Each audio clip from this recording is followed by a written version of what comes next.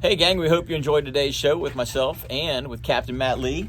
We had a great time talking about bucket list fish that we want to go out there and catch, and a whole lot of stuff that you can do in Mosquito Lagoon here in the next couple of weeks. So hopefully you enjoy this show. Hey, guys and gals, welcome. It's another edition of Catch Your Memory Outdoors right here on WWBC 1510 AM. We appreciate you guys and gals tuning in every Saturday morning to check out what's going on up and down the coast. I'm Captain Jim Ross, and I was just getting everybody clued in to the Facebook feed here so that you guys and gals can watch it on the Facebook as well as listen. And Captain Matt Lee is my special guest this morning. Appreciate Matt coming in. If you guys and gals want to give us a call here at the studio, we would love to hear from you. 321-632-1000 is our call-in line, and you can get us right here at the WWDC studio. Matt, it has been an interesting week of fishing, buddy. I appreciate you driving down. I know that you've had a pretty good bite going on, and Yes, I've sir. had a decent bite some days, and It's then been some spotty. days, some days I'm like, what is going on with these fish? It's been spotty. They, as we were just talking about a few minutes ago, the feed time and stuff like that, and it's definitely the trout bite's definitely been early, maybe the first hour or two. Up there, we're really not getting a lot of the bait fish, pig fish and croakers yet.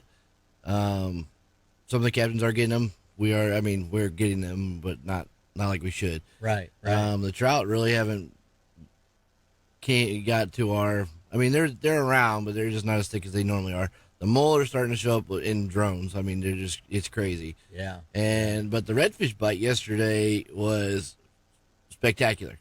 It was really good, man, and it was good all morning until about 11-ish, and then it was dead.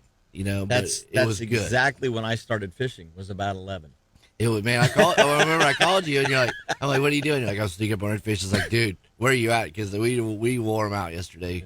Yeah. My clients missed more fish than they caught, but it was every fish we caught was over 25 inches and up to 34 inches, and it was screaming drags, and it was epic, man. It was one of those kind of days. It was just like, dude, it was every 10 to 15 minutes, boom, we get another hit. I mean, it was just, I didn't literally move out of.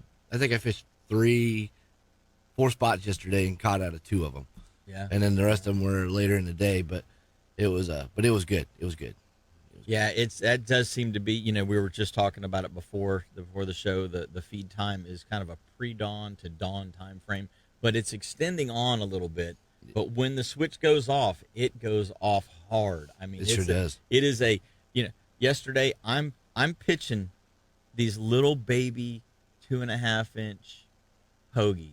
What are you going for, crappie? 3-inch, 2.5-inch, 3-inch pogies, little baby pogies Yeah. that we netted. And I'm pitching them in front of, and like you say, the fish are all big. I think the smallest redfish I saw yesterday was probably around 24 inches, 23, 24 inches. Mm-hmm. And a lot of fish. Now, I've fished the Banana River yesterday. I saw a lot of fish that were in that 27, 28 to about 34, 35 inches. They're good ones, yeah. And I saw 2 fish that were probably low 40s. Those are good ones. I can't tell you for certain because I didn't get any of them to eat the bogeys. I was throwing shrimp jigs. I was throwing a couple of other things. And every single thing, including the live baby pogies, I'm creeping along. We're pitching the bait 10, 15 feet in front of the fish. The fish are all moving. They were all moving from north to south yesterday. Every fish I saw in the Banana was moving from north to south. That's weird. And so I had the sun at my back. What sun there was? It was a little overcast yesterday, but I had the light at my back. So I had the best visibility that I could have.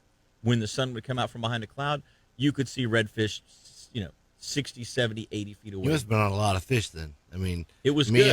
I was just sitting off of some points that I fish, and like I said, I never saw them. It was a parade. It was an absolute parade yesterday. There was just fish coming down these edges, and it was like, okay, eventually one of these things is going to eat. Here's the funny thing. The only one that I got to eat yesterday, I saw swimming from south to north. The only fish that ate. I had seen some fish that were a little farther out off the bank, maybe 35 or 40 yards off the bank. Bigger fish. Right. They were sitting out in a sand hole. So I'm letting the wind was blowing from the west. I let the wind blow me off the bank and out towards them. I pitch the pogie out there. The pogie swims into the sand hole that they're sitting in, and all 4 of those big fish picked up, swam out around it, and then just kept swimming south. That's and I'm crazy. like, what? Well, I think it was just because I think they just shut off. They had at that point. And I had Andrew Cameron with me yesterday, and he's looking at me and he's like, "What is going on with these fish? How are they turning down presentations like we're giving them?" You know? And I said, "Dude, they're not on." I said, "We'll find 1 or 2 that are going to bite for us, but when they get like this, it's a struggle. It is. You see a lot, but 100%. you don't catch a lot." The only fish, so I came back in off of those 4 fish. I came back in a little tighter to the bank, 15 yards off the bank or so, and I'm just creeping along super, super slow, and one swims by me, between the boat and the shoreline, swimming from south to north. Came up behind us. That's how slow we were creeping along. But the fish were moving at a pretty good clip. They were in search of a place that they wanted to be, right, rather than being in the place that they wanted to be. I pitched it out. I saw him swirl around. He looked at it. He picked it up. The pogie kind of went down into the grass. He picked it up, and he started swimming away. And I'm like, here we go. This is it. Perfect hook set, swimming away. I lift the rod up, feel him just for a second, and boop, the pogie pops out of his mouth. Oh, my goodness. And I'm like, what? The only fish we got to eat, and I can't even get a hook in him. What's going on here? Yeah. Well, I had a lot of short bites yesterday, too. But like I said, I was sitting off the bank. I was sitting well off the bank, and my clients couldn't even cast that far, so I was casting for them. But I just sat with a wind at our back and at these windy points. And when you go to a windy point, if you're seeing bait up there, that's where you want to be. Yes. Because that's where they're going to be. And I'm talking baits within 4 feet of the bank. And that's where we caught all of our fish yesterday. And like I said, a lot of them, they'd pick it up and the rod would go. And they would just drop it. You know what I mean? Like, they never got a hook set. I mean, we in a boat, I think we boated 8 yesterday, all over 25 inches. But we had a lot of fish that just would pick it up and go with it, and you could tell because it'd be crushed everything from. And what I'm using, it's mashed. The bait was just mashed. Well, what I'm using is I buy the frozen finger mullet, and I just cut the tail off enough for it to stink. And buddy, let me tell you, when you get done, you're fishing because your hands stink like pogie oil. Yeah. And then, but the guy was asking me yesterday, and he goes, "Do you think they see it?" I was like, "Dude, they smell it. Yeah. That wind's blowing. They're coming along the bank. They smell it. They see it. They come up to it." And so I told him, I said, he missed one. I said, just let it sit. He'll come back for it. And sure enough, about 4 minutes, boom, he got him. Yep. He finally got him, and the fish ate the whole thing. But a lot of short strikes yesterday, so I understand what you're talking about. But if you're seeing those fish, man, next time I would make long casts and just, if you got a bag of frozen mullet, hook them in the mouth of the jig head, cut their tail off, and let it just sit. Cause it was amazing to me that no matter what presentation I tried, they just weren't having. Did you try the chunk though? When I cut the tails off of them. Okay. So I'm just saying, because a lot of times they come across it and be we like, got fresh scent coming out. Why not? I'll eat it. Even when they're hard headed like that. I'll tell you the one other fish that we saw the last couple of days. Now I saw this time of the year. We always talk about big trout. Okay. Mm-hmm. The big trout are later than normal this year. Everything's later They're still than in normal. Wabasso, Fort Pierce. They're starting to get into the Sebastian area now. They're not really getting too much farther north. There's a few resident fish, but the migration of the bigger trout is coming. Right. It's on its way. It's coming up the coast. Late. I saw a trout Thursday. It's one of those that you don't forget, okay? Because I'm easing along, and I'm telling my customers, okay, cast to that pothole, cast to that hole, and I look up there, and I'm like, it looks like there's a stick laying there, and there's a log. I'm like, oh my goodness, guys! I'm like, this is a big trout. I was like, okay, don't blow the cast. Whatever you do, don't blow this cast. And just like big trout do, they've got radar. They've got something. They've got a sixth sense. Satellite dishes, man. They know that you're there before sure. you know they're there, way before. But they just sit there to see what you're going to do. So customer makes the cast. It's perfect. It couldn't have been any better. Brings the pogie into the sand hole, the trout goes, "That's cool. a nice cast. Good job. Good job, buddy. Good job." And he just starts swimming away. I believe it, man. There was up in the north and up there. This was quite a few years ago, but there was one pocket in there, and it was probably a 40 by 40 yard pocket, real shallow, and it was stacked with big trout like that. I'm talking stacked. It was wintertime. And buddy, let me tell you, you get up there you could do whatever you wanted to, but if you didn't shut your motor off a quarter mile away and pull in there and sit on those fish, even with live mullet, they'd sit there and look at it for hours. Oh yeah. You may get one to eat, but that's like, other than that, you might as well go on somewhere else. You ain't even gonna get them. It's so funny because trout are, they have this attitude about them. They do. When you can see them like that, they have this attitude about them, and they're just like, "Yeah, I know you're there. Yeah. And I know that's your bait that you just cast. Hey, buddy. I'm just going to sit here." Hey, Jim, how's it going today? And then you, as the angler, you get impatient, and you're like, "Okay, maybe if I twitch it, maybe if I just jiggle it a little bit, I'm going to just move it just a little bit." Oh, yeah. And you move it just a little bit, and they're like, now you went and messed things up. Now I got to leave. I got to go. You have messed it up. You've got it, buddy. Yeah, I hear you. And they move on. Yeah, I know. I've seen it. But and then, it's funny because one of the biggest trout I ever caught, well, my biggest trout's 10.5 pounds, but the client caught one day. It was 35 inches long. Ooh, that's a big one. This joker, I'm telling you, I was supposed to push pulling him in there, and we got into this wad of bait, and I looked down the bank, and here comes about 8 redfish tailing down the bank.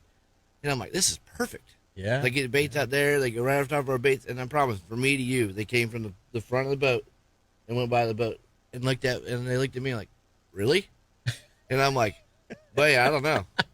And then I looked back down the bank. I saw another tail. I said, leave your baits there. And one of the guys, There's a straggler. He'd already reeled his end and throws it off. So I'm like, I get down and go get him another bait, And the other guy goes, I got him. And he hooked up. And that joker, his tail came out of the water. And I promise you, man, he was 2 handfuls wide. Mm-hmm. And I buried his head in the mud, got him in there, and the guy, I'm like, dude, you need to mount this fish. Like, this is a gem. Yeah. But that trout was literally following his redfish and eating whatever they were spooking up along that bank. And he's like, okay, cool. Took a picture, threw it back. That's one thing that's interesting. A couple of things you mentioned there are very interesting about what big trout behavior, and especially big trout behavior in the Mosquito Lagoon. You know what? Let's take our first break and get that out of the way. And then we're going to come back and we're going to talk about specific trout behavior because we're coming into that time of the year and everybody out there needs to know. As we're going to try and arm you with what we know to try and get you hooked up with some fish. So we're going to take our first break. When we come back, we got a whole lot more Catch Your Memory, so don't go away. Hey, guys and gals, welcome back. We appreciate you tuning in and following us on the Facebook feed. All of the AMs and FMs coming out of the Coco studio. 99.9, 94.7, 100.7. You can hear us on the low power frequency FMs throughout Brevard County, and then the 1510 AM signal obviously is the big signal that reaches out all the way down to St. Cloud, Vero, all those areas. I want to let you know this segment of the show is brought to you by the guys and gals up at Lamb Deck, and if you're looking for some great EVA non-skid decking material, I just had some put on my boat this past year. And I really love this stuff. It is so comfortable to stand on. Man, at the end of the day, the difference is if you're not using this, your knees feel it at the end of the day. For sure. By the time I'm done on like our blue boat that doesn't have any, man, it just my knees at the end of the day are just shot. There's so many more benefits, man. It's the other quiet. shoe, it's quiet. Nothing skids on it. Just good stuff. So check out Lamb Deck and tell them you heard about it right here on Catch Your Memory Outdoors. You can give them a call at 321-505-4888 and get involved with some EVA non-skid decking. We were talking about big trout and how big trout act and how smart these fish are and how aware they are of their surroundings. And Matt, we think that we're pulling along and we're stealthy and we're not disrupting anything. Trout know. Trout know. It's like they got a radar or something out there, man. They know you're coming. For a long time, I think that they use other fish, and I really do. Like mullet, for example. I think that they sit inside those mullet balls. And normally when you find like big trout like that, not every time, but a lot of times you'll find them like in a pocket or a cove. But before you get there, the mullet are there. The mullet start getting excited, and when you get close to them, and you get in there, and I think that the fish uses as alarms. Yeah, really. I mean, because I do. the mullet react when they realize that there's a boat close by. Right. The mullet react and they push away a little bit. Right. And you're right. The trout can see that the mullet are no longer happy and rolling. They're now moving in a direction away from some perceived danger. Exactly. And so they're using them like an alarm system, or even like a bird dog to stir little crustaceans and things. I think so. Because as the mullet are feeding, they're kicking up minnows and crabs and little shrimp Right. and things like that the trout can eat. The other thing that you had mentioned was when your fella hooked that trout, he saw him tailing first. Mm-hmm. I don't know why it is, but in Mosquito Lagoon in particular, you will see trout tailing. And I don't know if it's so much tailing like a redfish dipping down to pick up a crab or a shrimp, and his tail comes out of the water, or a clam or a snail or whatever he happens to be trying to eat. I don't know if it's so much that as it is he's just finning as he's kind of swimming along, because sometimes you'll see their tails out of the water for not just a split second. It's out of the water for multiple seconds as they're sort of swimming, slowly easing along the bank, swimming along. And some of my best fly fishing shots that I've gotten, or been able to put my customers on, is exactly the type of scenario you're talking about. You're easing your way down a bank, you see the commotion way off, you stop. Just stop the boat. And then let the fish come to you and give your fly angler or your sight casting angler with a shrimp or a finger mullet or whatever an opportunity to make a presentation to the fish. With the case of a fly rod, I've had, especially down in Widgeon Bay, Orvis Cove, backside of Pardon Slough, back in White Sands, back behind Preachers, back in those back areas where the water's super shallow and the fish are just working those edges. I've had my best luck with fly back in there, throwing a little dark-colored, I throw a redfish candy a lot in black with purple. That particular fly for me in Mosquito Lagoon seems to work very, very well. It's got a little bit of a bulk to it, with that estaz or whatever that is on the head that's kind of palmered around the head, and then with those splayed tails, feathers, and just a little movement, it gives good action to that fly. But those fish, I don't know if they're rooting in the mud. I don't know if they're digging around. I'm not sure exactly what they're doing, but you'll see their tail will come up and they'll do a little shimmy in the water, if you will, and then they'll kind of ease on a little bit, and then they'll sometimes do it again. Yeah, I don't really know what they're doing. I do know that a lot of the big trout I have caught have been either in a ball of redfish, behind redfish, somewhere in the midst. Yeah, in the vicinity. In the vicinity. And every time you catch those really big trout like that, and you see them tailing, like I said, they're always around the redfish. So I just put two and two together. Like, my thought process is that you get that school of redfish going down the bank, and and they travel sometimes they travel at a good speed. Other times they really creep along. Yeah. These in particular, they were moving at a medium pace. Mm-hmm. So I'd imagine that, and this is back when we had a bunch of grass too. So I imagine that when they were going through, they're kicking up the minnows and stuff like that, and he's just coming behind them, and he was just working real slow, just coming methodically down there, and just had it. I mean, he had his tail out of the water for minutes. Yes. Behind them, and before he actually came across that chunk, and he didn't pass it up. So they'll do that. Then the second thing you mentioned was, it's like when you hook one of those fish, the first thing they do is they dig into the mud and try and rub whatever it is out of their face. Out of their mouth, yeah. They actively push their heads against the dirt and try and rub that hook out. And I almost every single scenario that I can remember in my mind about that is every single time you hook them, they make a quick run and then immediately try to rub, they'll make a 10-foot sprint and then rub, and it's like One of the two. They'll either do that little spread or they'll just go straight to the mud when you. sometimes they go straight to the mud. Yeah, It's and weird.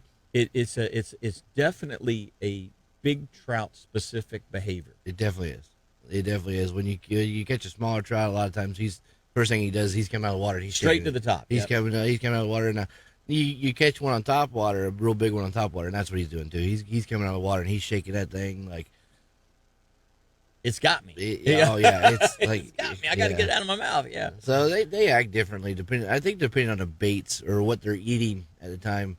If they're eating off the top, a lot of times they don't dig like that. They feed out the bottom, and for some reason they dig it. I don't.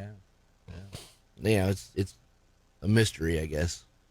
We think we have these fish all figured out, and then every day is like, oh well, That was kind of cool. I just yeah. got spanked today. Thank you very much. Or, that was a surprise. Well, I'm going to go home and soak my tears.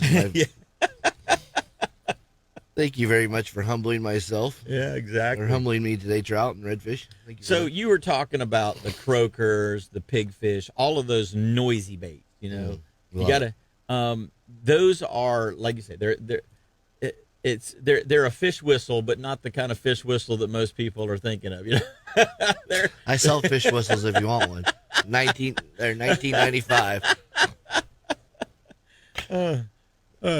But yeah, I like noisy baits, especially for trout. When we have dirty water, especially popping cork with a shrimp on it. Like I had to tell you all the time, a skitter walk with that big old bead in it, and working that. I mean, croaker, pigfish, whatever, something that they cast a sound out there where they can hear it, see it, and not necessarily see it until you get right on top of it, and then boom. But they can hear it from a long way away.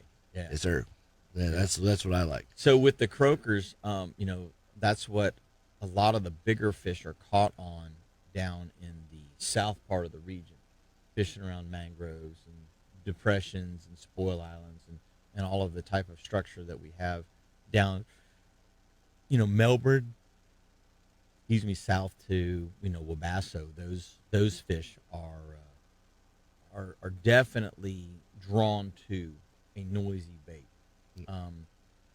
Unless you get lucky with a pilchard or a pogey or something like that, where you pitch it right in their zone without spooking them, which very rarely happens. It's normally hey, we're going to pull up here, we're going to fish this bank, we're going to put some croakers out, and we're just going to wait, because the fish have to, if they're not there, they have to come to the sound of the bait. 10 or 15 minutes. You get a bite, then move. Yeah.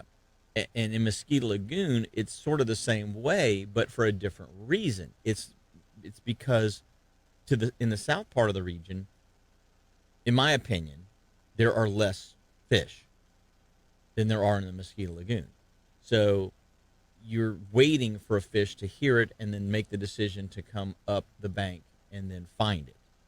In the Mosquito Lagoon, there's a lot of fish around, but they don't necessarily I don't think they move as far to come to a bait because of the grass that they have to swim through. Down to the south part of the region, there's no grass. It's just all open. They can hear a long way away, and they can go to a bait that's a long way away. There's not a lot of grass up there right now. Well, it's starting to come back. You know what I mean? In prime croaker and pigfish season, there's typically quite a bit of grass. Yeah. And so it's almost like having an open field versus a wooded lot.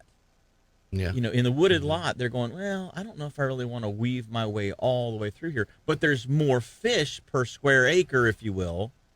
And so they don't have to move as far. Well, I think when you talk about prime fish, pigfish, croakers things, season that's when they're there, though. You know what I mean? That's when they're there in the best numbers, too. You're right. Exactly. And and in the wintertime, I mean, I don't catch that many trout in the wintertime, because they've done moved off. Like, the bite will be really good on your side, and then next week it'll be really good south of, on our side, south of Haulover, and then all of a sudden it's just like it comes in like a wave. They're moving and then up. then when the bite gets slow here, you just gotta keep on going with them. Yeah. And then later in the season, you're gonna fish oyster beds, mangroves, things that sort with moving water, because they're migrating that way. And that's where a lot of your big fish and your snook and everything will be up in there too. I mean, we catch some good ones down in the Mosquito Lagoon when the snook population's high. We've got some really good ones down there, just off the mangrove lines. Yeah. You know, but yeah, you just gotta. I mean, you gotta just kind of migrate with them. You know, and that's how you stay on top of them, I guess. I mean, redfish are not really going to go too far, so you can always find redfish in your certain spots, but trout, and when you find that trout bite, you got to just stay on it. They seem to be keyed in on 74, 75 degrees and up to about 80 is where I find my biggest trout. And that's where we're sitting at right now, kind of in the south part of the lagoon system, the South Indian, South Banana. And like you say, the mullet are actively moving They're up key, the banks, yeah. and we're getting more and more mullet. We've got silver sides. We've got baby pogies showing up. Even this week, I saw greenie schools down around the Pineda Causeway, big schools of greenies, and that tells me. Size? Well, first Any of all, size, though? the jacks showed up this week. Oh, there you go. Those 8 to 15 pound jacks showed up, but right after, I mean, within days, we're going to start seeing tarpon, big tarpon. We're starting to see a couple. Mike. Yeah. So, well, guys and gals, we're going to take our next break. When we come back, we got a whole lot more with Captain Matt Lee and myself, Jim Ross. So don't go away. Catch Your Memories coming right back after these messages. Hey, guys and gals, welcome back. This segment of the show is brought to you by Sun State Pest Management. And if you've got a pest problem, you need to call Sun State and get it managed. Tell you what, these guys are, they're professionals. They come out there, they apply exactly the type of product that you need for your particular pest problem. There's not just willy-nilly spraying some stuff around. They put exactly what you need to take care of the specific pest that you have a problem with, and that's what's so cool about them. Give them a call, 800-781-7378. That's 1-800-781-7378. Tell them you heard about it right here on Catch Your Memory Outdoors. Welcome back, guys and gals. Appreciate y'all tuning in every Saturday. Wanted to let you know that we wanted to say hi to some of the people on the website this morning. Looks like we've got some spam coming on here from Prince KB. It's the nice thing about social media is that everybody can join, even the spammers can join in. But want to say good morning. Mark Pryor's out there listening in from Michigan. Chris Kaminsky, Vero Beach, Shea Hobby, Titusville, David Giovannini, who knows where he is this morning. Hopefully he's on the water. Shelly Robinson, good morning. We appreciate it. Mike Delator, Greg Lund from Cocoa Beach. Got just a bunch of the Captain John Kipp listening in this morning as well. So just wanted to say good morning to a lot of you guys out there. And we appreciate you tuning in on the Facebook feed because you guys matter to us. Hey, one thing, if you guys and gals want to, join in the show and maybe even help us out a little bit, if you can share the show to your personal page or your, whatever page you might have, that really helps our exposure here, helps us get the word out a little bit better about the show and about some of the things that we've been doing here for the last 27 years. So that's always appreciated if you guys and gals get a chance to share.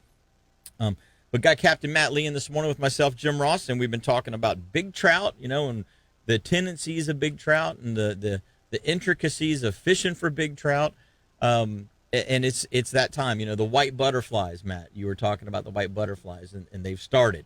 And it's been a couple of weeks now, and they're starting to get a little thicker, and that's good news too. That's great news. Great news. When I was a kid, I grew up fishing with really knowledgeable fishermen out there, and the white butterflies always hit you in the face as you're driving down and stuff like that. And I was like, man, it's stupid white butterflies. And he's like, those white butterflies signal, right? And I was like, no, whatever. And so yeah, he told me about them, and come to find out, over the years, I started watching them. And the thicker they get, the better off your fishing is as far as your trout fishing goes. But your tarpon show up, your snooker, showing up and feeding, the croakers, the pigfish, the mullet runs happening. There's finger mullet runs happening. So a lot of things are keyed in on those butterflies. And we were talking about water temperature, and that's something I don't really pay attention to a lot because, I just don't have time to. But my thing is structure and bait. And then if in wind too, wind's got a big factor in the whole deal. Like the bite always seems a little bit harder when the wind's not blowing. You know, when it's that flat calm and you're like, oh, it's beautiful today, and you're sweating by 8 o'clock, and you're going, wow, it's like 90 degrees, and then the wind will pick up, and so will the bite. The bite picks up.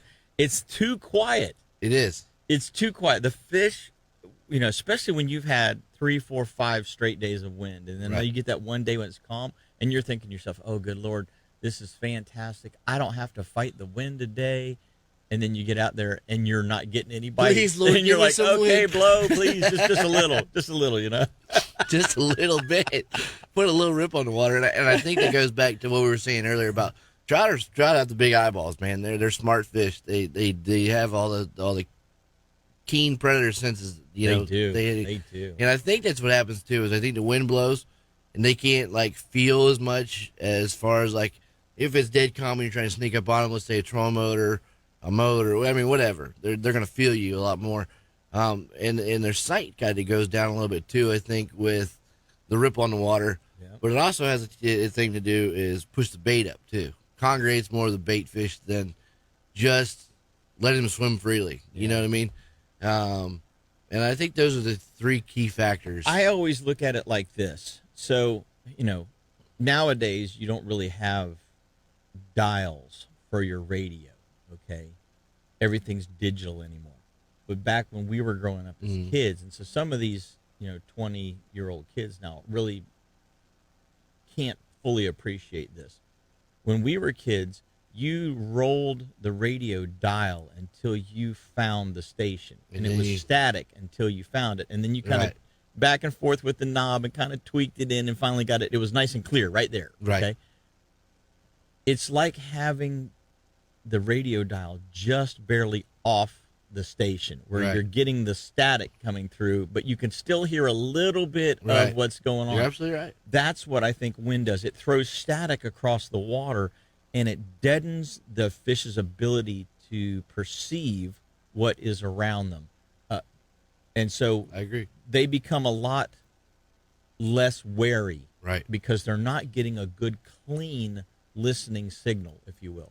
Or sight or anything. Or sight or anything, yeah. And so a chop on the water, you know, the wind is your friend has been, well, the wind is your friend unless it's 25 knots. if it's blowing, we're going, baby. No, I agree to you. But it also helps There gets too. a point where it blows too much and the fish are just like, oh, I'm done. I'm not biting. Yeah, but it does help too with the casting ability, making longer casts. And I think that, you know, there's a lot of keys that go in with the wind. Yeah. So I do say that a little bit of wind's better than no wind. Yes. So Now talking about wind, so we've had a southwest, west, northwest wind the last couple of days, but in the afternoon it's been swinging around and going southeast, and on that switch, that's been the turn on signal. That's been the light switch flip to the on position. The bite happens when that switch happens, and it's been the jacks. You know, I've been fishing the banana down in the open area of the banana between the Cocoa Beach Golf Course and the Pineda Causeway, that big open expanse of water just off of Patrick Air Force Base. And all you have to do, if you want to get involved with some run and gun style fishing, just like you would offshore for dolphin, where you're running from bird pack to bird pack, or tuna fishing bird pack to bird pack, you can do the same thing in the rivers right now. I haven't been in the Indian to see if it's happening over there, but in the banana side, these jacks are, like I said, they're anywhere from about 6 or 7 pounds on the small side. Most of them are about 8 to 10 pounds, and some of them are pushing 15 pounds. that's a good one. And if you watch the birds, when that wind switches and comes southeast and starts to pick up for that afternoon sea breeze, man, the jacks have been going the last 3 days. They've been going on the feed, and it's one of those scenarios where you're racing the boat to get in front of them, because they feed at about 15 miles an hour. Yeah, they're crazy. They are wide open. I mean, they're all throttle and no rudder whenever they get to feeding like this. It's a blitzkrieg is what it is, and they're just racing down the river, up the river, across the river. But whatever direction they're heading, you run way out around and shut down and get in front of them, and then you're throwing I throw a lot of skitter walks, and I throw a lot of the sub walks. just under the surface, and you're casting them long distance, ripping them back to the boat as fast as you can reel almost. And you'll see 3, 4, 5 jacks running up behind that thing trying to mow it down, Yeah. you know. And of course, you hook them. Sometimes you get a double hookup, and one wants to go one way and one wants to go the other. So now you're trying to manage your line and keep enough line on the reel to not get spooled, Right. because they're bigger fish, and you're typically using a 3,000 or 4,000 size reel on them. You know, you've only got 200, 250 yards of line there, and these fish are running. Oh yeah. And of course the boat's drifting, and you got all these dynamics in play. But man, these fish are so much fun, and it's exciting fishing, especially well, for anybody really. But my customers, you know, like Thursday I had customers, and they walleye fish through the ice. You know, they were catching walleye and stuff like that. And we started doing this run and gun, racing up in front of them, shutting down, making the cast, boom, boom, hooking up. 10, 15 minutes, get the fish to the boat, race another half a mile up the river, get in front of the birds again, shut down, boom, boom, boom, hook up again. The guy was like, you know, This is great, Cap. yeah, some people kind of, you know, poo-poo jacks. Jack Crevalle are probably the toughest pound-for-pound fish there is. I've caught a lot of different species. I've never caught a bluefin tuna. I've never caught a black marlin. I've never caught a white marlin, but I've caught blue marlin. I've caught yellowfin tuna. I've caught amberjack. I've caught crevalle. I've caught permit. You know, when you put all of those fish, tarpon, you put all of those fish into the ring, okay, in a battle royal, and I'm telling you, the Jack Crevalle pound for pound is holding his own. Oh, I guarantee you. And That's what I tell people all the time. these guys were like, "Are you kidding me?" The first fish was maybe 8 pounds. The guy's like, "This fish has got to be 30 pounds. Got to be, you know." And he pulls in and he's like, "Where'd the fish go that I hooked? That ran off That's almost it. every bit of line off the reel." I'm like, "That's him right there." And he's like, "You have got to be kidding." And I said, "Wait till you pick him up." Okay, we've been catching trout all morning. You know, trout, caught a couple of snook. Had one little baby redfish. I said, "Wait until you feel this fish when you pick him up." And so I showed him how to hold the fish, and he's like, "Holy cow, you aren't kidding! This thing is like rocks." He's like just a solid muscle." Yeah. And I'm like, "This is an athlete." Okay, we caught some decent fish. This fish is an athlete. This is an Olympic grade athlete right here. And he was just like, "I cannot believe how firm and how tough this fish feels, even though he doesn't have giant scales like a red or a drum." Mm-hmm. And he's like, "Let's do it again. Let's do it again." So, you know, put the fish back in the water, race back around, get another one. And he had so much fun. He says, "This is the best fishing trip I've ever had in my life." Well, now they're getting to see it. They're getting to Yeah. feel it. They're getting to, there's all excitement. It's kind of like NASCAR and fishing crossed, because you're Yeah. racing to Not get just up. sitting there These drinking fish are beer, going watching so ice. fast, you got to get up around them, you know. And so we did that for about 2 hours that afternoon while those fish were up and aggressive and feeding. And he was just like, "This is absolutely the That makes best, a trip, man. Yeah.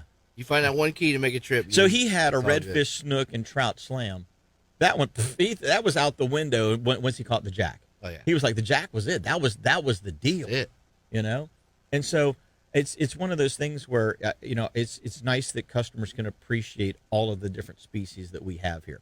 Guys and gals, we're going to take our next break. Captain Matt Lee is in the studio. If you want to give us a call, 321-632-1000 is our call-in line. We'd love to hear from you. Give us a shout right here. Catch a Memory is going to be right back. Hey, guys and gals, welcome back. We appreciate you tuning in every Saturday right here to Catch a Memory Outdoors. And this segment of the show is brought to you by Engel Coolers. Make sure you check out the new UL60, the Ultralight 60. It's a 7-day ice retention, or so they say. Maybe if you don't open the lid, you know, all of these high performance coolers, they like to embellish about what they can do in the real world. We know that they don't hold up ice that long, but they do hold ice for a really long time compared to a non high performance cooler. So yeah, if you leave the lid shut on it, it'll stay with ice for 7 days. Well, if you actually follow the instructions and learn how to pack it first, yeah, if you chill it first, if you chill it, then you do everything, it'll last even longer. Yeah. Like they're good. Yeah. They're good coolers. So they've got a brand new 60 quart that's super cool. It's got some really neat new features to it. It's it's got all the accessories come with it. The hanging basket, the cutting boards divider comes with it. But I tell you what, if you get one of these things, I've got one and I'm really impressed with it. I've used it a couple of times now. It holds ice for a long time, even though you're in and out of it, pulling drinks, pulling food, in and out of the thing continuously. It holds ice for days. So check it out at inglecoolers.com. You know what else we got? We got the catch conditions. Let's get see what's going on out on the water today. We got northwest winds at 5 to 10. Did you get any rain last night? Not a bit. We got a little sprinkle, and that was about it. It was supposed to hammer us, and all of a sudden it was. There's some heavier stuff to the south down towards Palm Bay this morning when I woke up. Palm Bay and Sebastian. Anyway, I didn't see anything to the north, but this morning, so that's a good thing. So the guys in the central and north part of the listening area shouldn't have to worry too much about the rain. But anyway, northeast tonight going to 10, and then seas inside of 20 miles are supposed to be about 2 to 3 feet with a dominant period of about 7 seconds. And the Ponce buoy right now is actually showing 77-degree water temp and 2 feet at 13 seconds.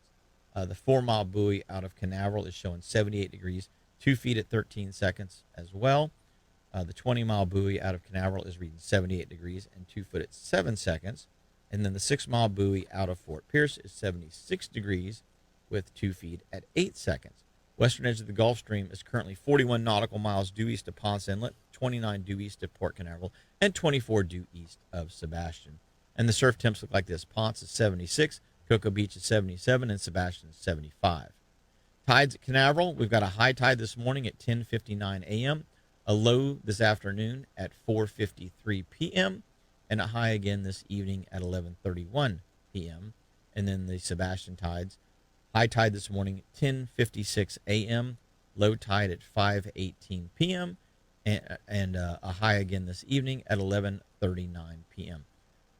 So lunar tables look like this. You know, we were talking about this at the beginning of the show, Matt, because you saw a lot of deer on the side of the road on your way in this morning. Sir.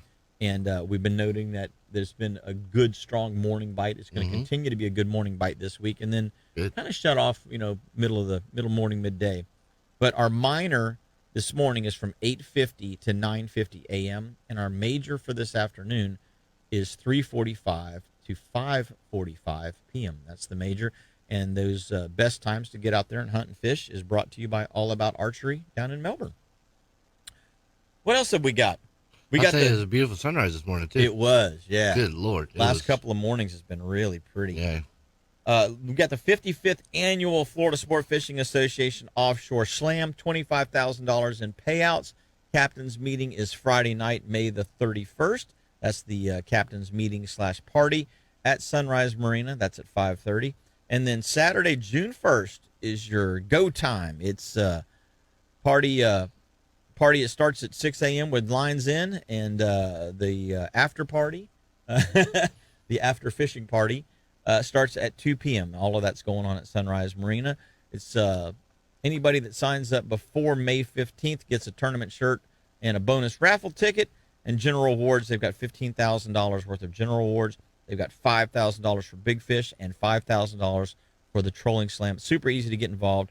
Register now at offshoreslam.com. This is one of the biggest tournaments of the year, and it's a fun event. We have a couple of really good events that go on. We've got, this Florida Sport Fishing Association event. We've got the Central Florida Shootout that happened last week and the week before, and then we've also got the CFOA event, which we're going to talk about a little later, coming up here in next weekend, actually, on the 18th.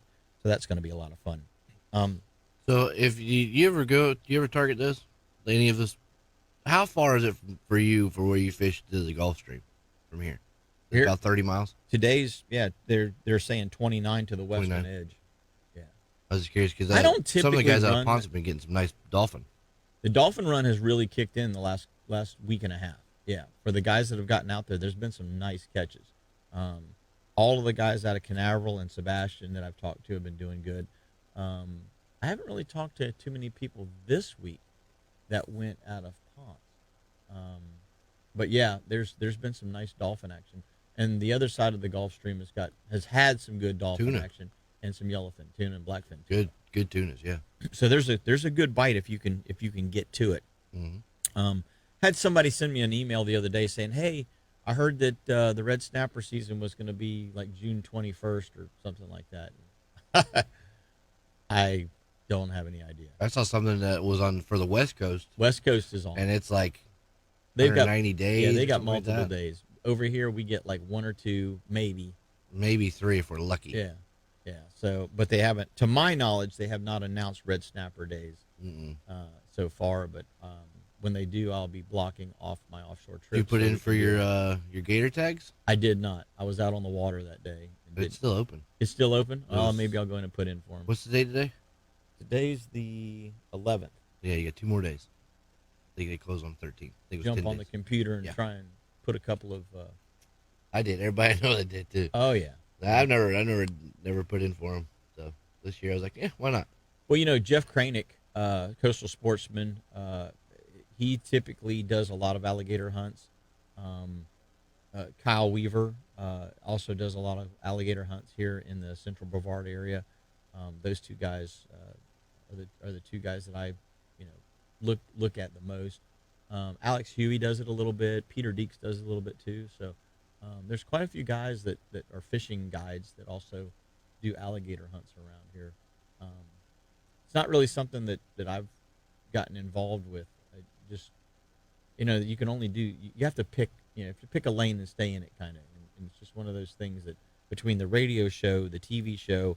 Oh, you got a lot going on. And Yeah, fishing, I know. and running fishing. Not I to don't- mention a wife and Yeah. horses and dogs and cats. Yeah, I don't have time. I don't have any time. I know you don't. I don't even have time to go shoot my gun or ride my I four was wheeler. surprised you had time to take a shower this morning. I'm buddy. telling you, you man. smell good today. Imagine that.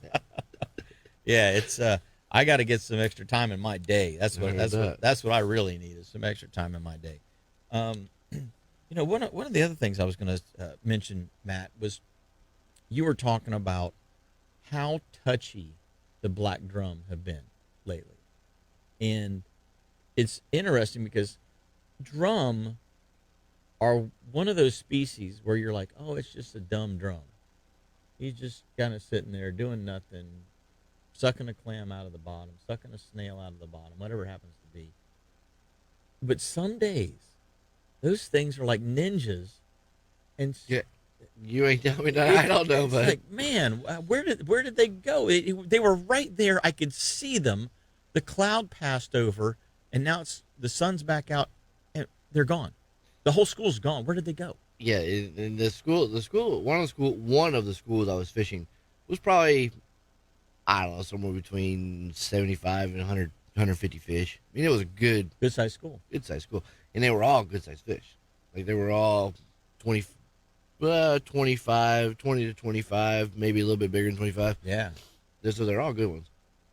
And when I first started fishing them, I think the water temperature has got a lot to do with how they react, because when it was cold, they'd be ninjas, but they wouldn't do it was like slower motion. Yeah. You could keep up with them. You could go, okay, they're over here, they're over there, and they had like so when you fish school fish, they have a happy bubble, and you got to find a happy bubble. And once you find a happy bubble, you can pretty much stay in that bubble, and they're going to come back to it Yeah. eventually. Like, it may not be right away, but they'll come back to it. And if you can play it out right, where you find that magical bubble in that magical spot, you catch them about every 10 minutes. When they feed, they come in, feed, they spook off. They come back in, feed, spook off. Just like a redfish or anything else. But I think as the water temperature gets warmer, these fish have really gotten crazy. And when I talk about crazy, I'm talking, like I was telling you earlier, we're in a foot and a half of water. These fish are, 15 inches wide? Yeah. So how can they go from point A to point B and that many fish? Or when you see them and you go up to them and all of a sudden they're 150 yards in the opposite direction. Like, how do they get around your boat? You know what I mean? Without making and that a ripple. far away. And without making a ripple. Yeah. And so yes, I think the water They temperature's got a lot. teleport. They teleport from here to there. And they get smart too. Or what do the kids call it? Respawn. Morphine. I think it's After you get killed, you respawn back onto the scene again, and then in a different restart, spot. please restart. But a lot of it's got to do with fishing pressure too. So when you fish on schools every single day, they get smart. Yeah, So. they will definitely do that. Well, guys and gals, we would love to hear from you in the second hour. We got a whole nother hour with Captain Matt Lee and myself, Jim Ross, and Catch a Memory Outdoors. So don't go away. We're going to be right back after this break. Hey, guys and gals, welcome back. We appreciate you tuning in every Saturday right here to Catch a Memory Outdoors. This is our second hour of the show. Captain Matt Lee and myself in the studio this morning. If you want to give us a call, we'd love to hear from you at 321-632-1000. You can give us a call right here at the WWBC hotline here in our Cocoa studio. For those of you guys and gals that are heading to the water this morning, it should be a good morning. Winds look pretty decent this morning. Not quite as heavy as they have been the last couple of days, so that's a good thing. Yeah, because when you start getting that heavy west wind, you're fishing along the beach and you're like, oh, it's nice. But then you get out a couple of miles and like, oh, it's getting a little bumpy. Well, then you get out a couple more miles and you're like, wow, it really kind of got cruddy, you know? Mm-hmm. And you can see that in the report. We got 2 at 13 at the 4-mile buoy, and it's 2 at 7 at the 20-mile buoy. But that's not necessarily the whole That's not story. that bad, though. It's not that bad because the winds are down a little bit. But like yesterday when it was blowing 15 or 20 in the morning, it was 4 at 5 or something like that yesterday morning. So I know, a lot of you guys and gals have been listening to the VHF radio here the last week and a half, and you're like, wait a minute. This is a whole different style of forecasting. They're giving you wave details now. And I really like what they've done with the NOAA weather radio forecast now, because they're giving you much more accurate weather and wave, indicators, okay? So, as an example, one day earlier this week, it was 2 foot at like 8 seconds out of the northeast. Okay, so you had a northeast swell that was 2 feet tall every 8 seconds coming in from the northeast. But then the winds were blowing a wind chop out of the south at like 4 feet at 5 seconds. So that's not fun. 4 feet at 5 seconds is not fun. Even if let's just say it 4 was feet at all ain't fun, buddy. right. Let's just say it was 2 feet at 5 seconds. Okay. Now, so decrease the size of the wave by half. You've got a swell coming from the northeast at 2 feet. And now you've got a wind chop blowing across it at 2 feet, going in the almost opposite direction, south, going across. So it makes for a washing machine type of an effect out there when the wind waves are opposing the swell waves. Mm-hmm. If everything's lined up in the same direction, it's not quite as bad. So if that was a northeast swell with a northeast wind, they'll kind of, it's still not fun, but it's not, they're not combating against one another. You got waves coming from the left and waves coming from the right, and you're just like, the boat doesn't know what to do, where to go.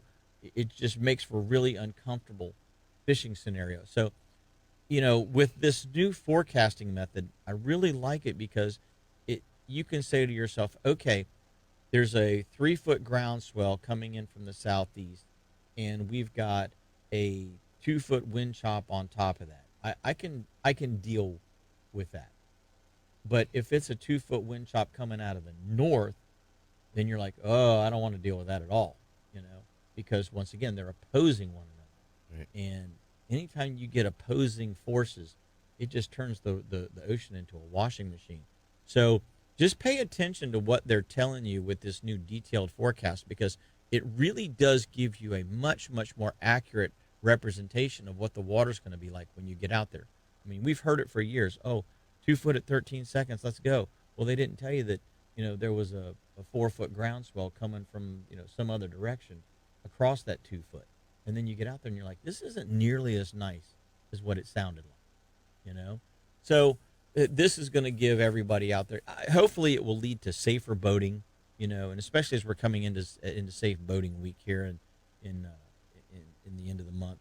It's going to give people a much better idea of how far they can plan to get offshore based on this new forecasting method.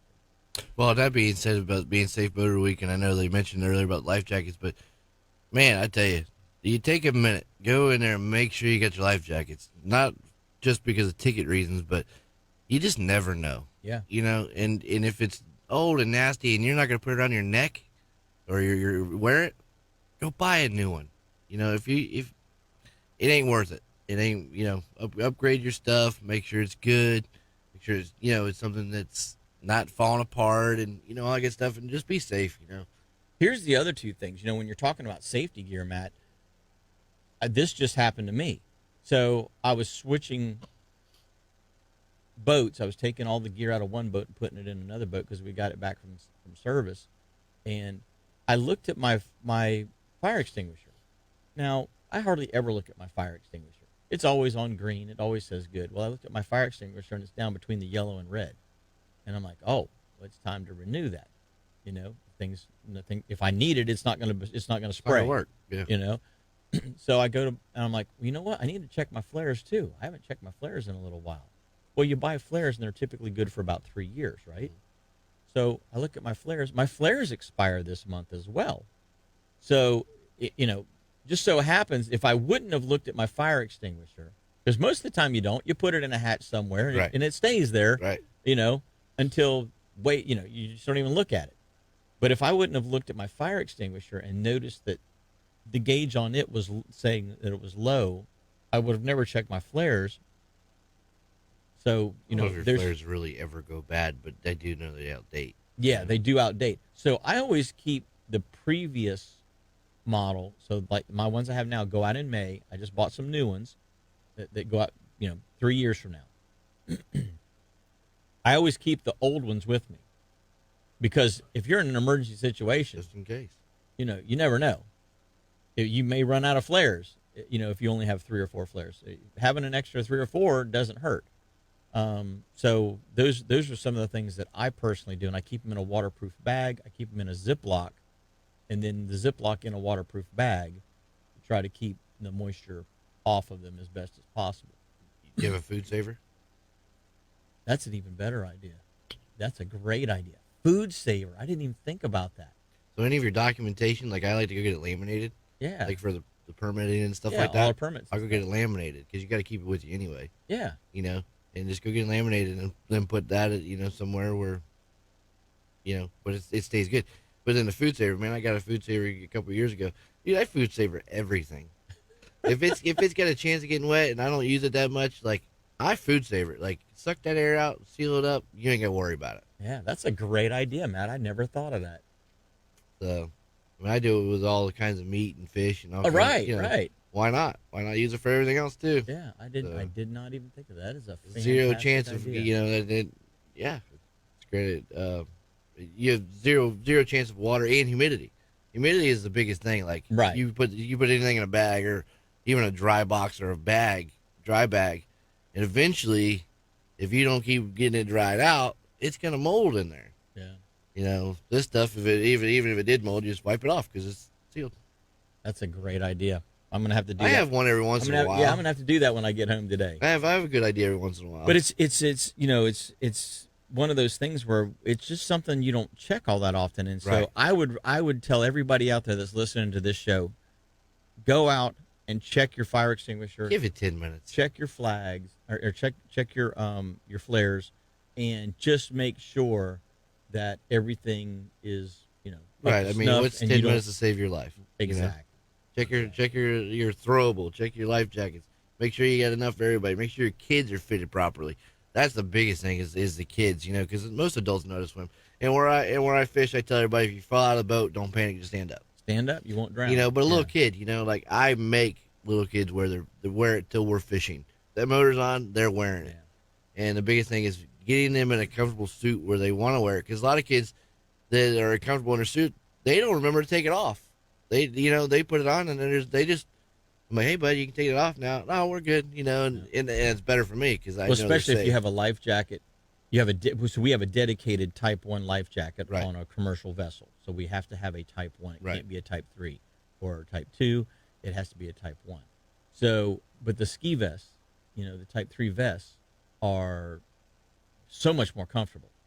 And so putting them on a kid, like you say, a lot of times the kid doesn't even take it off. Right. In the warmer months, it comes off pretty quick. Yeah. But in the cooler months, a lot of times they just leave it on because it's extra insulation. Exactly. And they're cold anyway. Right. Yeah.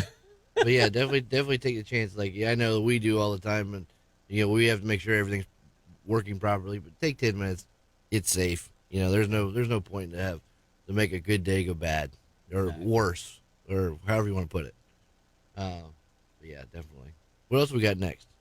Well, I was going to say we can probably take our next break and get that out of the way, and then we can come back and start talking about some fishing again, because you've got some bucket list fish that we haven't talked about. I do. We need to talk a little bit about that, because I'm sure you're not the only guy that's got this. That Fishing charter captain, he ain't got a lot of these fish. that needs to check these boxes, if you know what I'm saying.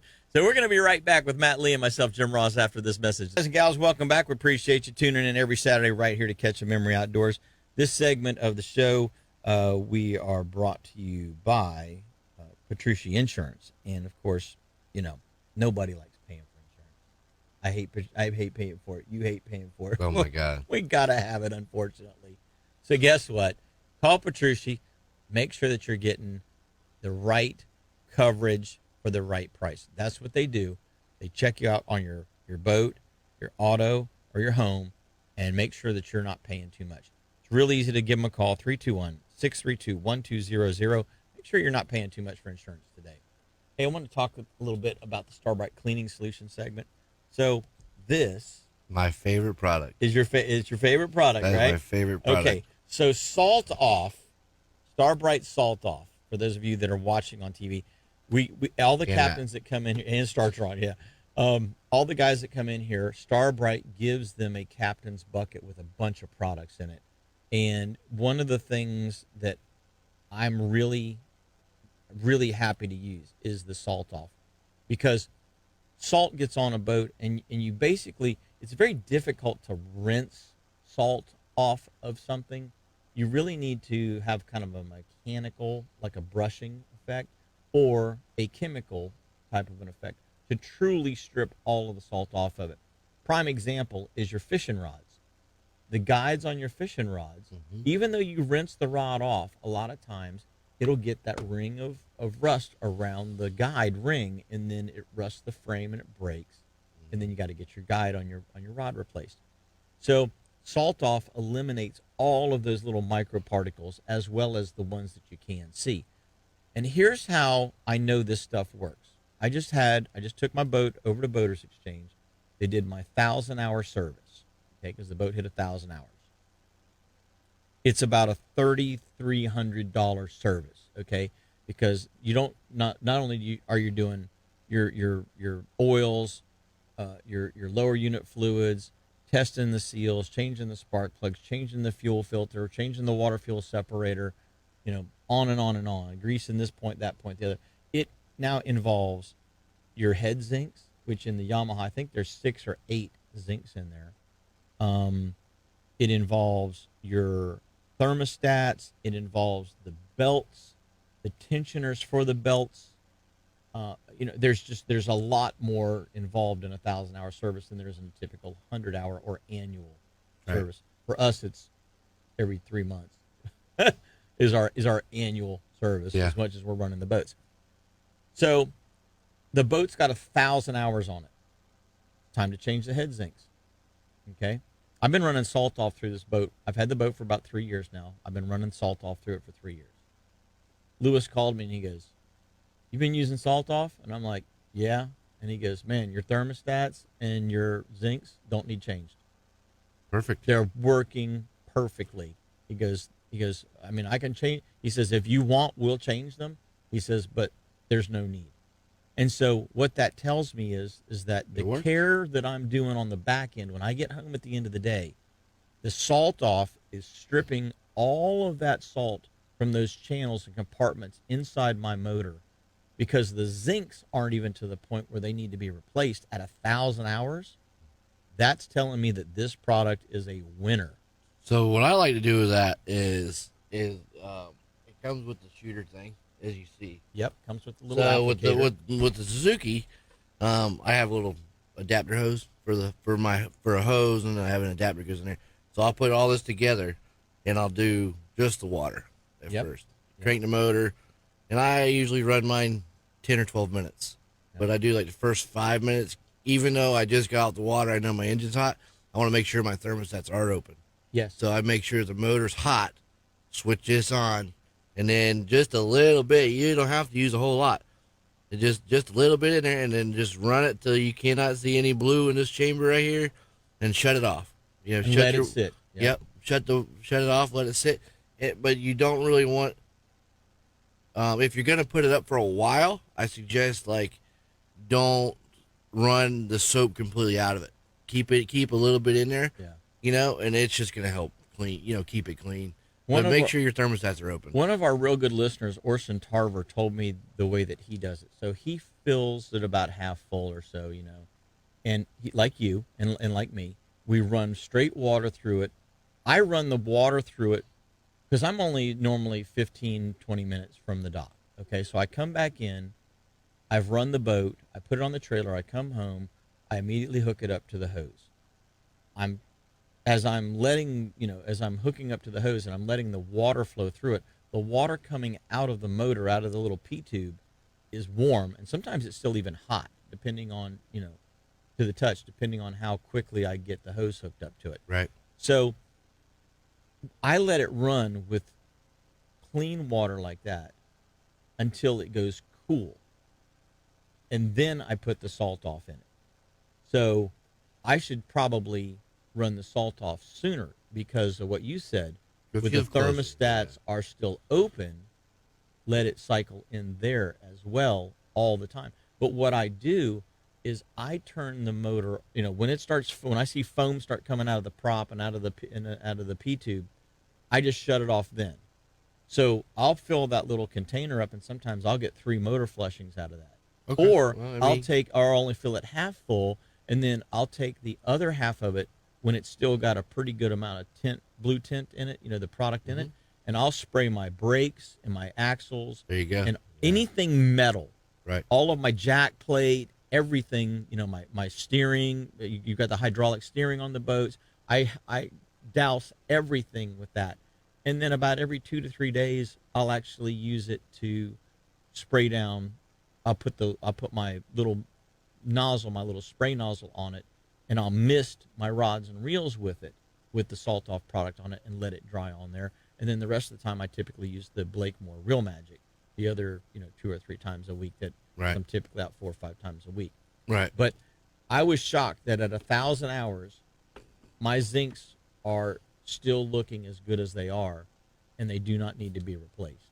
That's awesome. And so when I look at the cost effectiveness of this stuff versus the cost of the zincs that Yamaha sells, because let me tell you, if it says Yamaha on it, it ain't cheap. No. Nothing that says Yamaha on the box. When you take it out of the box, there's nothing in that box that's cheap, I heard that. So it's, a spark plug, $16. I mean, come on, man. It takes them 16 cents to make it. Yeah. So. But anyway, Pastor Paul, our producer, says his saxophone is a Yamaha. It cost him $3,000 for his saxophone. Ain't nothing cheap from Yamaha. There ain't nothing cheap. It's built to last. Okay. If we didn't hunt and fish and do the things we do outdoors, we'd be millionaires. I probably would be. I mean, let's add it up: 3 boats, a tractor, a 4-wheeler. My wife's got a Jeep, 2 pasture ornaments, and 4 dogs. Well, if you got rid of the pasture ornaments, you'd be a I could have a millionaire second home somewhere I could have a second home if we got rid of probably them. Down in Aruba where Mike is. I keep telling my wife, and it's just funny. We we kid each other about this all the time. I'm like, man, we got to find a way to get a return on that investment because all we're doing is putting food in one end and getting manure out the other end. Fertilizer, baby. Come on now. Start bagging it. Start bagging up on it. But Startron, nobody. Startron is super duper nice, man, and doing this for us. And I tell you, I use their products. I use Startron. I use all their products, of course, but those are my 2 favorites. That Startron burns so good, and so it's funny. I was talking about Orson and the way that he does his. He actually must be listening to the show because he calls in. His ears are burning. Huh? We'll let him explain how he does it and what the results are, which I think are really incredible. Sounds good morning and welcome to the show, Orson. We appreciate you tuning in. Yeah, Jim, you're giving my pro tip wrong. I heard you say my name, but you didn't give the tip right. So I figured I'd call in. Well, straight fire, straight me out. I'm a professional salt off guy, as you know, huge fan of Starbright. So actually, the key with the motors is go in and flush your motor while it's warm, like you're saying, and then crank the motor all the way up, and then run the salt off. But don't run the salt off through to where it's clear. Just run it for a minute or two so you're getting like maximum amount of saturation of product. salt off the block. And now leave your motor cranked all the way up overnight. Next morning when you drop that thing down, the foam will just pour right out of the bottom of the motor. It's the only way to do it. Totally cleans everything out. I'm gonna try it when I get home. Yeah. And and you were telling me that it just strips any little residue of salt in there, just strips it right out. Oh, yeah. When it comes out the motor at the next morning, it's just mostly foam and just water dripping out, and then you're good to go for a few more months. Repeat the process the next time you go. Yep. Yeah, see, as much as I appreciate that, Orson, as much as I run mine, I actually put the salt off through mine at least twice a week. At least. And always on Friday, because I never run the boat on Saturday or Sunday. Right. Or virtually never run it. So always on Friday, and I leave it sit in it until Monday morning. So, yeah. Yeah, let it marinate. You know, yeah, exactly. Let it marinate. Hey, thanks for that tip, Orson. We appreciate that. Take care, Jim. All righty, buddy. You have a good one. Okay. We got Rodney Sayre calling in this morning. Good morning, buddy. Morning. How's it going, guys? I'm surprised that you got up this morning. It's going pretty good. I talked to Rodney yesterday, and he says, I'm in North Carolina. I'm driving home tonight. I'm like, man, that's a... Rodney goes to breakfast? So you got home safe and sound. That's a good thing, buddy. I did, man. Double stop at Buc-ee's and made it all the way. So. What did you say, Buc-ee's? Buc-ee's. Dude, that's like a miniature mall. Yeah. I've got to try one of their... in the Daytona, man. There was, I guess, Rockville or something going on out there. There were some interesting people in there at midnight, man. Really I'll bet there was.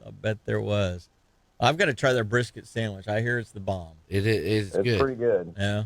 Anything they make up there is really good. I have to be honest with you. Like I've had their breakfast stuff, like going to Georgia and back. Yeah, Kayla run in there and grab us a couple burritos or whatever as I'm filling fuel. But everything's you go in there to get gas and you're like, oh, I'll go get a cup of coffee or a drink real quick, and you walk out $30 later and you're like, what did I just buy? Yeah, I walked in there to get a Coke, and I walked out with 4 different flavors of beef jerky and some kind of pistachio nut cluster things, and I was like, some bag of pork skins, and I'm like, good grief.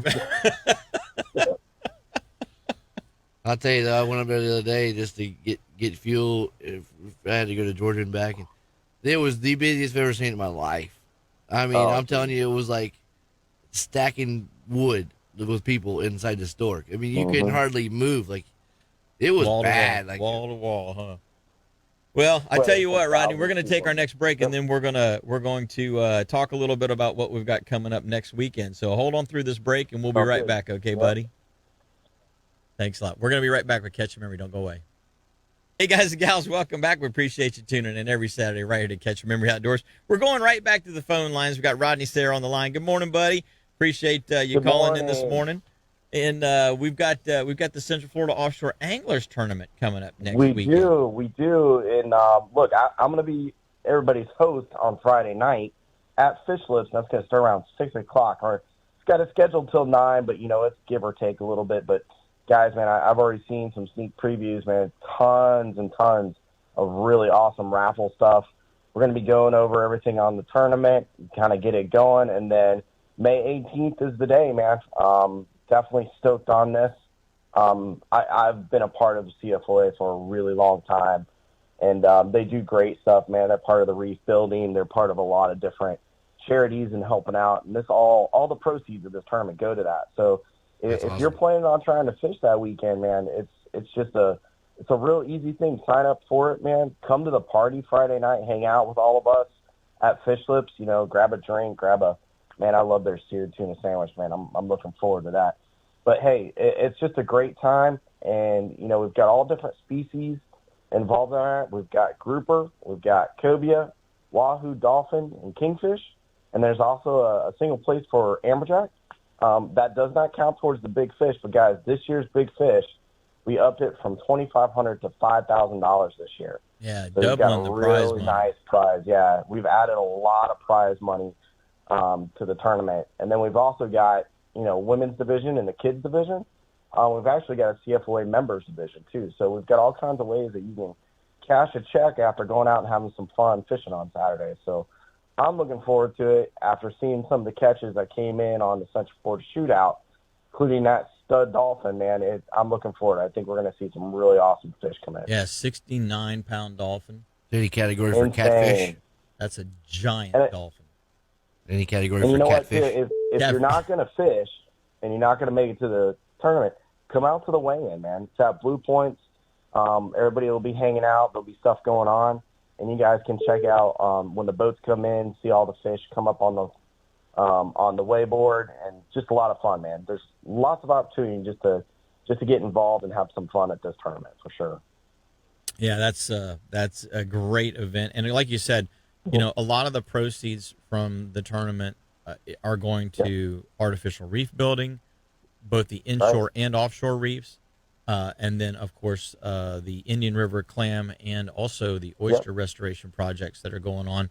And the Don Hammond dolphin tagging program. I mean, there's lots of different things that the CFOA does stuff for. And look, if you're also in the area over here in my area, actually over here in Oviedo area, we've got at Mudhole, we actually hold our events every month. So check it out. You can go to mycfoa.com. You can check us out on Facebook. All different kinds of stuff to get involved in, but free seminars to come once you're a member. Fellowship memberships, very inexpensive. So check it out, man. Like I said, I'll be hosting Friday and hope to see a bunch of people there. Come up and say hi. I would definitely do that if I was in town. That's right. You'll be down in the Keys. That's right. I'll be rolling Isla Mirada bound. Yep. There you go. Yeah, but I do enjoy that. It's a great captain's party every year. Raffle prizes, all kinds of cool stuff. It's just a lot of fun. A lot of fun. Yep. So looking forward to getting everybody out there, man. I'm actually going to fish it this year, so I am looking forward to getting out on the water a little bit and just hanging out. So hopefully we're looking at the weather. It's kind of up and down. It's been up and down. It's too far out to kind of make any type of prediction, but hopefully we get some beautiful weather. And if there is a delay, Sunday is the first kind of delayed day, and then we'll move it out from there. But hoping, fingers crossed, we get some good weather, because fishing's been good when the weather's been good. It has. All right, buddy. Well, thank you so much for the call in this morning. Yeah, I appreciate you guys, and definitely check out Bucky's and get that sandwich, that brisket sandwich, man. Or the brisket tacos. Got breakfast on the mind. Go get some brisket tacos. There you go. So. There you go. All right, guys. All right, take care. Yeah. Bye-bye now. Yeah, it's almost time to go hit the K's for breakfast here in a minute, Now we started talking about food and everything else.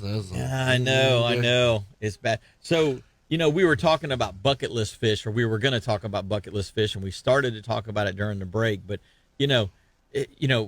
a lot of your clients will get on the boat and they'll say, well, you're a fishing guide. You must have caught everything possible that there is to catch in the ocean. And, even as many places as I've been and as many fish as I've been able to catch, there are so many fish that I haven't caught that are still on my bucket list.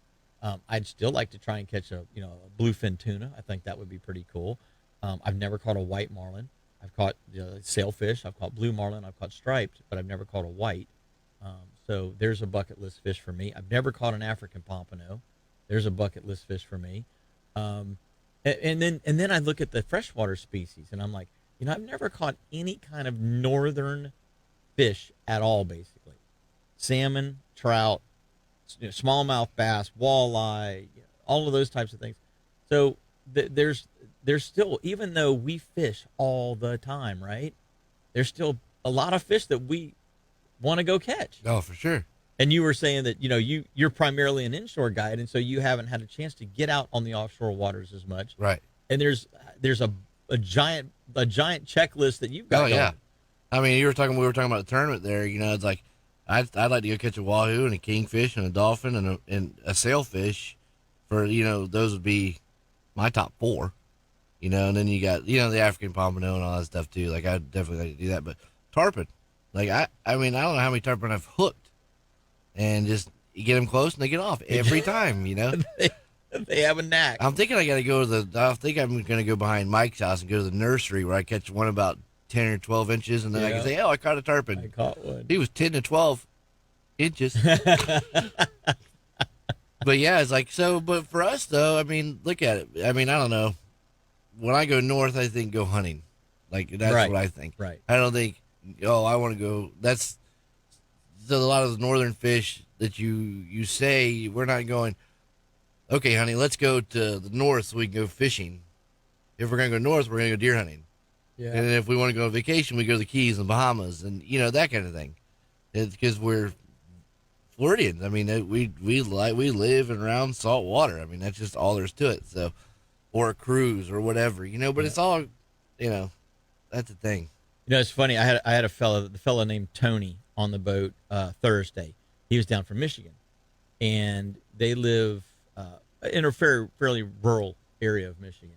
And we were talking deer hunting, because that's it's what you do. You fish, you deer hunt, you Right. do all those things. So we're talking deer hunting, and he's like, "Oh yeah, look at this one," and he showed me this picture of one that he got, and it was an 8-point, 148-inch 8-point. And I'm like, good grief, are you kidding me? I mean, 9, 10 points, okay, but this is an 8-point at 148 inches. I'm like, this thing's just wandering around in the field out there. He's like, yeah, it's just wandering around in the field, eating the crops, Well, chasing the does. Then they make fun of our deer, but it's, but we don't have acres and acres and acres and acres of corn that they're eating all year round, and soybeans and all that kind of stuff. and Beets. alfalfa. Yeah. I mean, but then they don't really understand. A lot of people don't understand that that's a whole different strain of deer than what we have.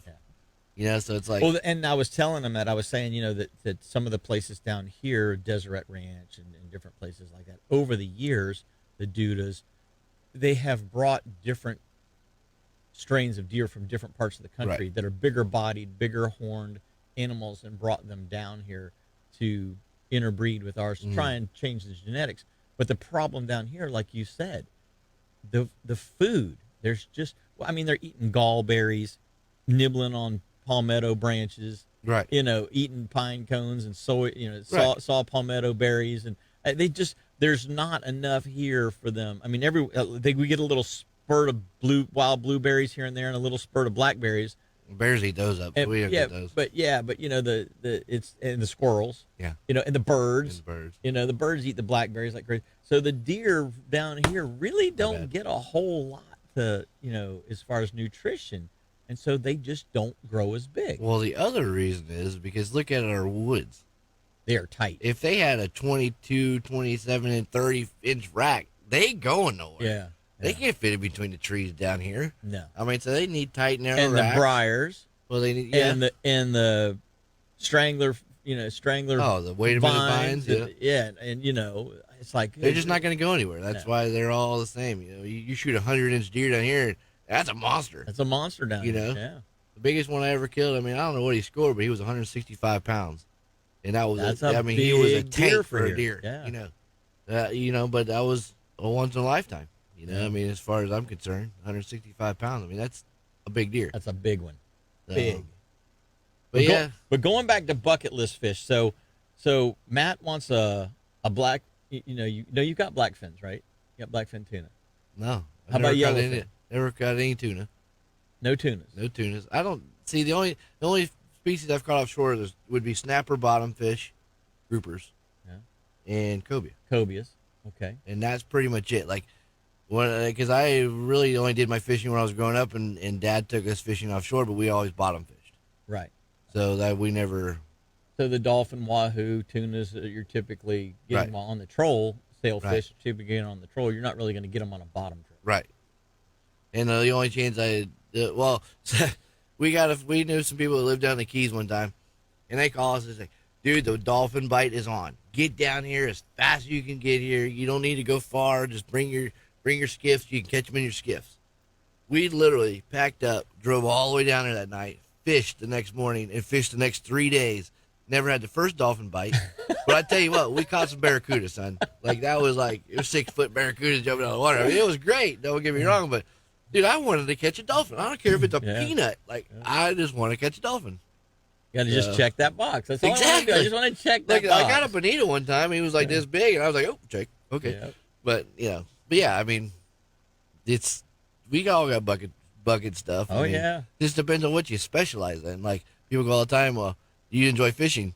I do, but for my bucket list fish, I could care less to catch a redfish or a trout. It makes me happier to see that smile on a kid's face than it does anything else. That's rewarding to me. And when they're going, holy Because crap, you've already Captain, caught it's going. thousands of them. Exactly. I mean, you yourself, you've caught thousands of those fish. I over love your hooking lifetime. them and then handing the rod over because I don't want to wear my arms out. But, it's like kind of eating a ham sandwich every time. Next time you want to catch, you want to eat something turkey. You want, something else. Yeah. And when you I want catch some fried chicken. thousands of the same thing, you want something different. And there's nothing wrong with that. Yeah. And but if it's something else I can fish for that I haven't fished for, I'm all about it. Yep. Cobia, I think cobia fishing is just when you're running the rays down. Like, I jump on a boat every chance I can get to do that. And that's just so much fun to me because not only are you sight fishing them, it's a big fighting. It's like supercharged redfish on steroids. You know what I mean? Oh, yeah. And just to see a 15, 20-foot ray come out of the water and do a backflip and hit the water, like, whoa! It's cool. So, but I'm always down. I mean, we anytime you want to take are me, so Jim, that'd be great. fortunate that we live where we live. Oh, yeah. I mean, if we lived in Oklahoma, we would have no idea what a manta ray looks like. Yeah. Or let alone that they can launch themselves 6 feet out of the water, Well, when people tell me like they've been offshore, like, and they've caught a cobia, I said, "Oh, was it on a ray?" And normally it's like, no, it's on a headboat or something off the bottom. Like, you can catch them off manta rays, and they're thinking stingrays. Yeah. They're seeing stingrays out with me, and I'm going, no. The manta rays are 10, 15, 20 feet wide. Yeah. And they're going, what? And I was like, and you see them breach the water, like they can jump out of the water. Like, yeah, they can jump high and do a backflip and everything, and it's neat, man. Yeah, it's really it's cool. It's a sight. We are very fortunate. Well, guys and gals, we're going to take our last break of the day. When we come back, we got a whole lot more, so don't go away. Matt Lee and myself, Jim Ross, are going to be right back with Catch a Memory Outdoors. Good morning, guys and gals. This is Captain Matt Lee with Catch a Memory Outdoors. Captain Jim Ross and I, now that he's finally back in the studio, will talk to you more about hunting and fishing. Heck yeah. Good job, buddy. Way to lead us in there. Hey, man. We want to let you know this segment of the show is brought to you by Strike Zone down in Melbourne. If you're looking for any of these cool things that you hear us talking about on here, or you're like, you know what? I feel like taking a day trip. A great place to take a day trip to is Strike Zone because you can find all kinds of stuff that you didn't know that you needed. Yeah, you didn't know that you needed, for sure. They say fishing lures are not to attract the fish. They're supposed to attract the fishermen. Well, like I'll walk in there and I'll go, hey, you know what? I don't really think about it, but like my gloves, my sun gloves, okay, or my ones I grab tarpon with, this and that. Well, they're getting a little ratty and the threads are falling off of them. It's like, you know what? I need a new pair of gloves. So just things that you don't think about on a typical basis. You're walking through and then you're like, oh yeah, by the way, and Strike Zone's got them. Perfect. So.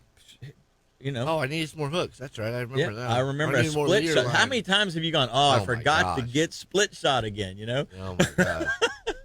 That's ridiculous. And you're like, oh, wait. Then you're scrounging around the bottom of your boat going, oh, there's one right there. Yep.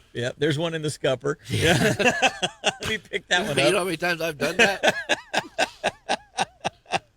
Reuse that thing. Yeah. I was like, dang, I need that hook. And it's like bent backwards and like zigzag shaped. Oh, we'll just use it anyway. Okay. But yeah, get down to Strike Zone. Tell them you heard about it right here on Catch a Memory. You can find all kinds of really cool stuff down at Strike Zone. That is for sure. Matt, that whole bucket list thing. I was thinking about that whenever we got say yes. Hold on a second. We got a mystery call in. Yes, it's getting ready to call here real quick. No, nobody will be able to figure out who this is, just by his voice alone. You'll never know who this is, but you'll figure it out after a while. Anyway, so here's some cool stuff that I've gone into Strike Zone. I go down there and I'm like, okay, I need to go get this one item, and they've normally they're well stocked. They've got it, but then I walk out of there, 2, 3, 4 things.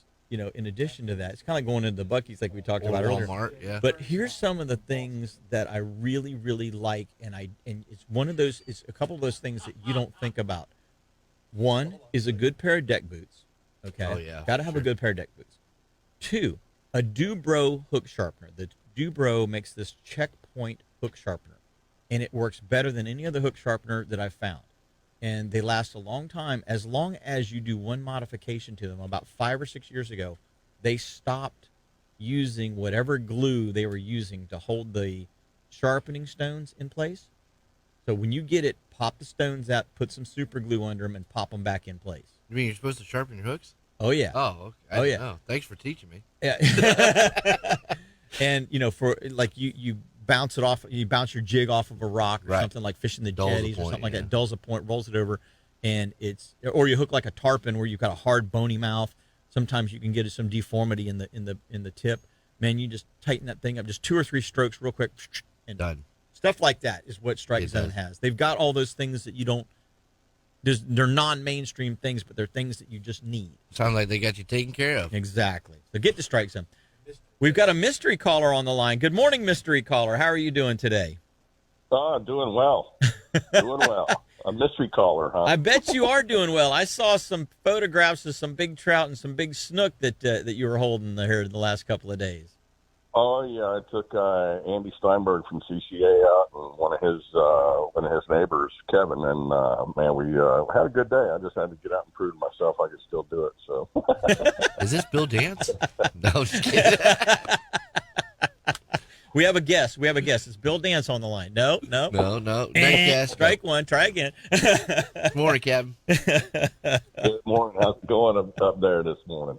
I hear y'all already talking about K, so the stomachs must be rumbling. Oh, they're rumbling hard. Hey, so Matt was wondering, when are we going to get a deer feeder flyover on Tiger Shoal or George's Bar or somewhere up there? Even the clinkers. It's probably coming up quick. We have we're in plans right now, right there at the Beacon 42 area where we've been talking. We have a clam bed there already. Okay. And it's doing well, so it's a perfect spot for us to put the drone up and dump a couple million clams out for sure. Blair, I've got some exciting news for the listeners out there.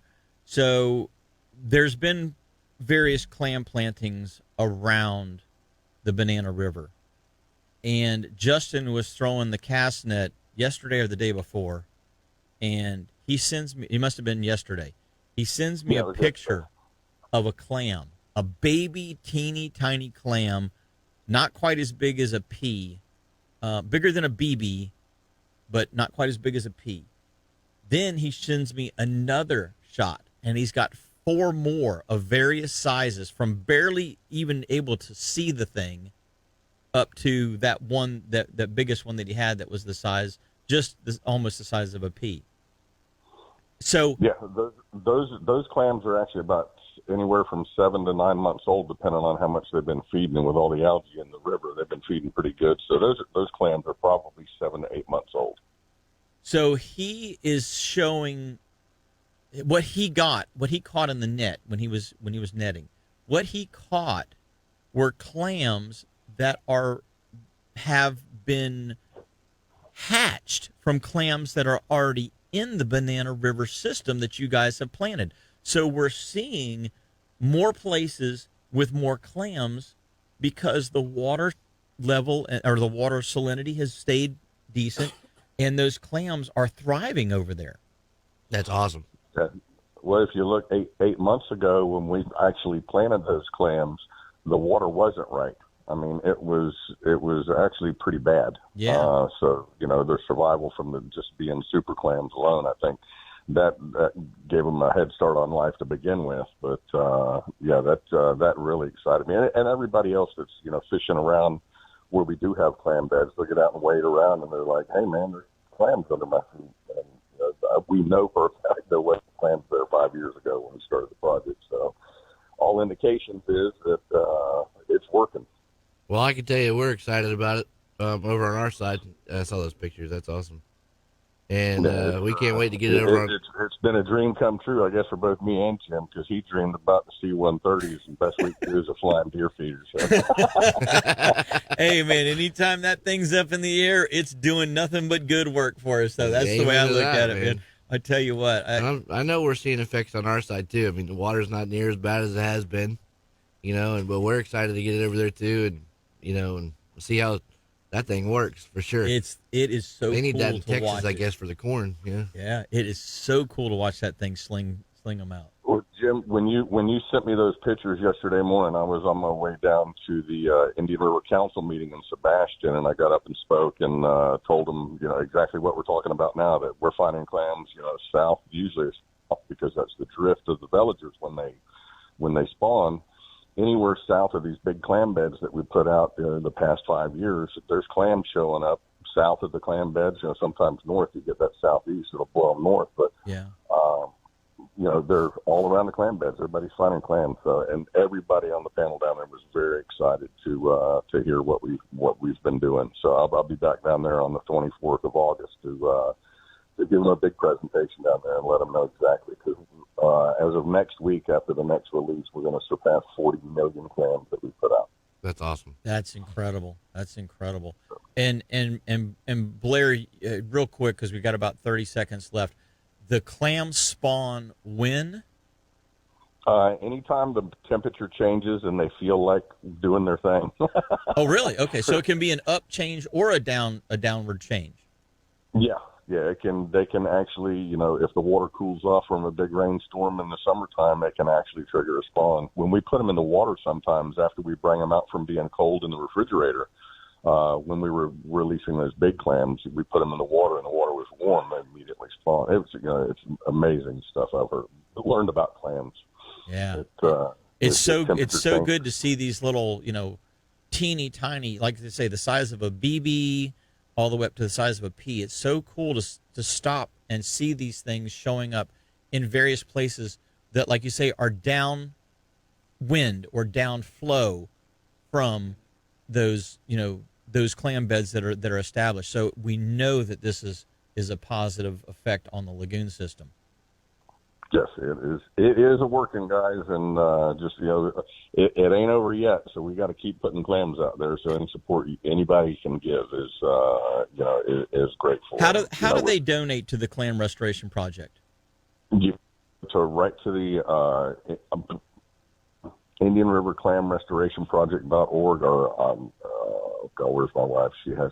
You can go to our website and you can get right to the clams. Blair Wiggins Outdoors. Well, buddy. And there's a donate button. It goes 100% of it goes right to the clams. Awesome. Well, thank you so much for the call this morning. We appreciate that. We're out of time, but thanks for giving us a shout. I appreciate it. IRLClamProject.org. There you go. IRLClamProject.org. Thanks, buddy. Well, Matt, how does somebody get a hold of you if they want to get a hold of you and do some Code Red fishing? Give me a call, 386-214-3530. Code Red Fishing Charters on Facebook, Instagram. But yeah, just give me a call. I got a couple days open next week, and we can definitely and Mosquito Lagoon is get producing you hooked up right with something. now. Oh yes, sir. Mosquito Lagoon is producing. Well, guys and gals, until next week,